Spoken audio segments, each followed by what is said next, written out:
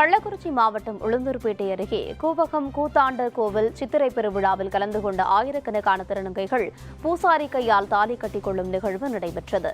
உளுந்தூர்பேட்டை அருகே உள்ள உலக புகழ்பெற்ற கூவாகம் கூத்தாண்டவர் கோயில் சித்திரை திருவிழா கடந்த 14ஆம் நாள் கொடியேற்றம் சாகை வார்த்தல் நிகழ்ச்சியுடன் தொடங்கியது. இந்த திருவிழாவின் முதன்மை நிகழ்வான சாமி திருக்கண் திறத்தல் நிகழ்ச்சி நேற்று நடைபெற்றது. இதில் பல்வேறு மாநிலங்களிலிருந்தும் வெளிநாடுகளிலிருந்தும் பல்லாயிரக்கணக்கான திருநங்கைகள் கூவாகம் கூத்தாண்டவர் கோயிலுக்கு வருகை தந்தனர்.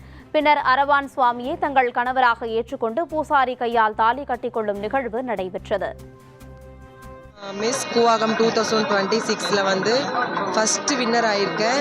முதல் பரிசு அடிச்சிருக்கேன். அழகி போட்டியில் ரொம்ப நான் சந்தோஷமாக ஃபீல் பண்ணுறேன்.